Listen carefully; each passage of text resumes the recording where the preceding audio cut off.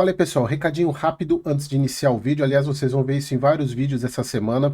O Senado ele lançou uma consulta pública sobre a MP 1303. Então, o Senado está querendo saber a opinião da população sobre esta medida provisória, se as pessoas concordam ou não com a taxação dos investimentos, incluindo LCI, LCA, CRI, CRA, fundos imobiliários, FIAGROS, entre outros.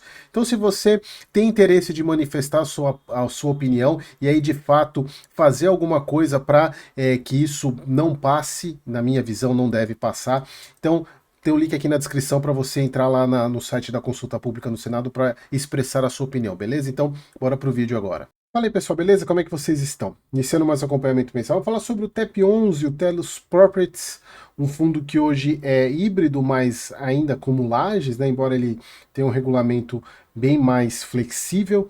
Bora para o relatório de maio, tem bastante coisa para a gente falar, principalmente para o ano que vem, boas notícias para o cotista. E é isso, não esqueça de curtir o vídeo e bora para o relatório gerencial de maio.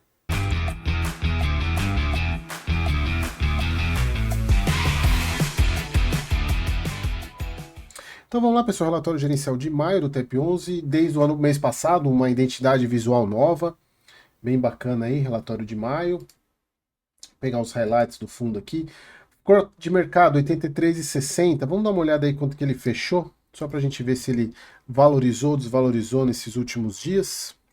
82,56, ou seja, desvalorizou. Embora ele tenha desvalorizado mais, se a gente for pegar, deixa eu pegar aqui no último mês, aqui ó, ele valorizou mais por causa, principalmente por causa da questão da MP, mas eu vejo que muitos fundos já começaram a se recuperar, e eu acho que entendendo que essa MP não vai passar do jeito que ela tá.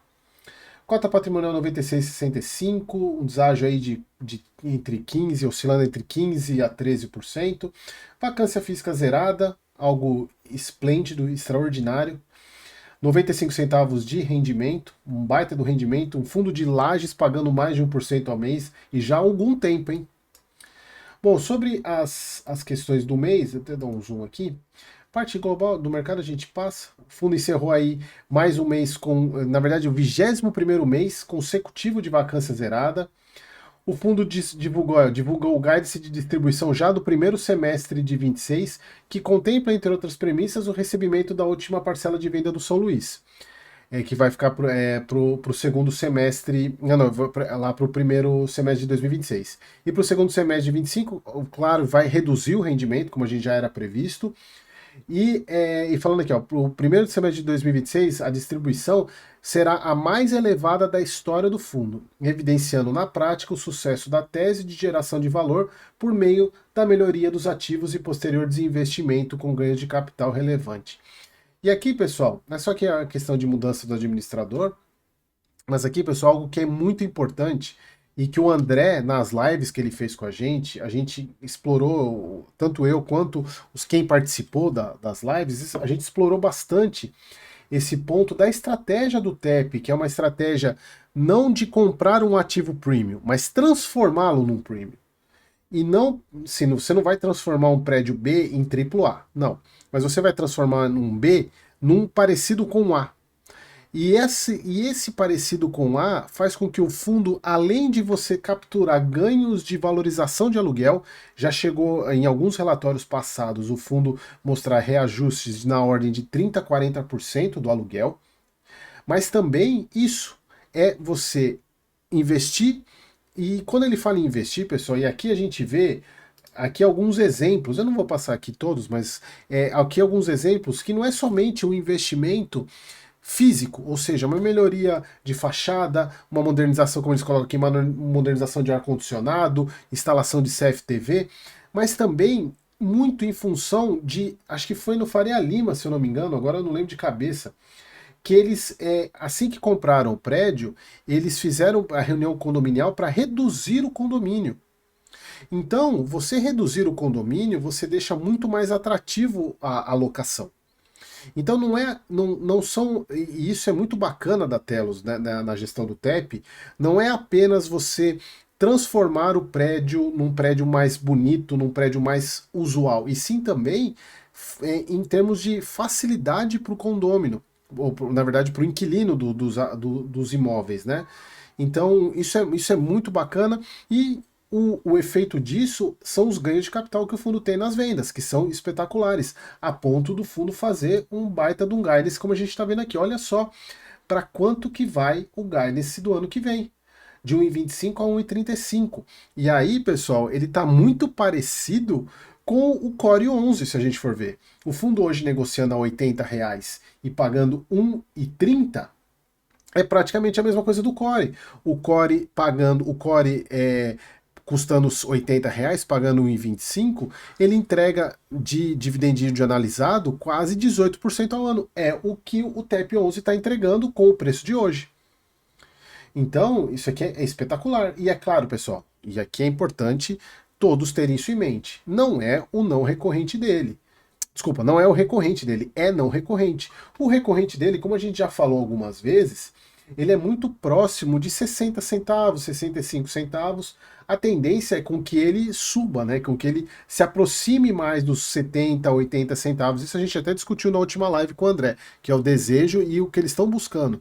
Mas, quando o fundo tem uma gestão ativa a ponto de fazer bons investimentos e o desinvestimento, a venda, só é boa porque a compra foi boa, isso eu sempre gosto de falar, não é porque quando a venda é boa, é porque a compra foi boa. Você não tem uma venda boa se a compra não for boa. E isso vale para qualquer investimento que você fizer na vida. O preço de entrada é o mais importante de tudo. Isso é só para aquelas pessoas que insistem em dizer que os ativos não têm preço. Tem preço sim, e quando o preço é adequado, você tem muito. A sua TIR ela é muito maior, a sua taxa interna de retorno é muito boa. E aí a gente vê, o TEP11 é um exemplo muito bom disso, né?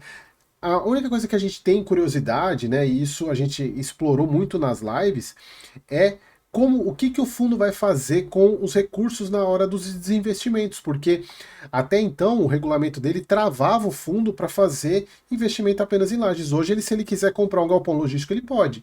Como é que vai ser isso, né? Então isso é uma curiosidade. A gente quer ver o próprio JSRE, que é um fundo híbrido, ele comprou CRI.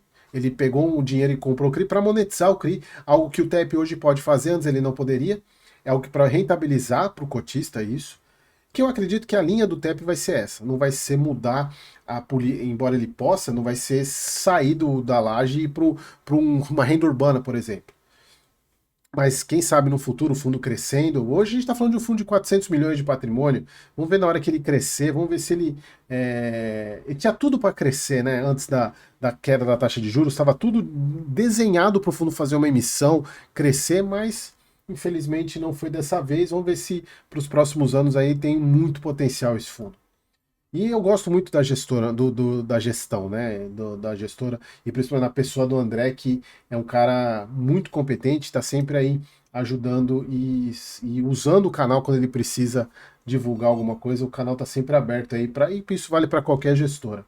Que a questão do estrutura de capital do fundo. Hoje ele ainda tem esses pagamentos, mas agora ele está muito tranquilo, porque ele fez o CRI para pagar a prestação, a parcela do Grupo Pão de Açúcar. Então agora ele tem mais uma para pagar, mas como ele recebe o São Luís em fevereiro, então ele tem dinheiro para pagar, ainda tem um lucro a distribuir, então está super tranquilo em relação a isso. E aqui ele mostra a estrutura, algo que deixou o fundo bem tranquilo, inclusive com a possibilidade de aumentar o dividendo, sem emissão, porque se ele fizesse emissão, tudo bem que ele não teria um passivo, mas ele diminui, o rendimento não seria maior porque você tem uma base maior de cota para distribuir. Isso o André explicou até, foi por isso que possibilitou com que o fundo subisse o guidance desse primeiro semestre.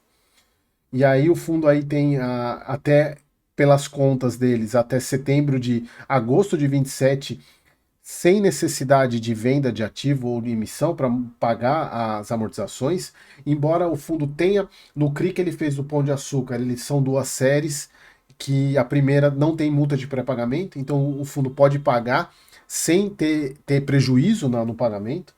E o André até falou que dependendo da situação talvez valha ou não vale a pena pagar, porque ele tem os recebimentos aí de principal do São Luís para receber.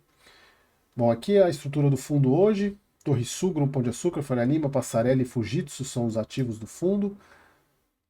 Aqui os indicadores, vacâncias, e ele tem um pouquinho de financeira, porque são carências que o fundo tem, então aqui não tem vacância física zerada, mas tem sempre um pouquinho de carência que acaba. Mas isso sempre acaba sendo resolvido de um mês para o outro. A alavancagem, claro que ela subiu, porque o fundo fez, né? Esse CRI aqui ele é em duas séries, de 62 milhões, mas ele pode, acho que são 15 milhões a primeira série que ele pode pagar sem multa.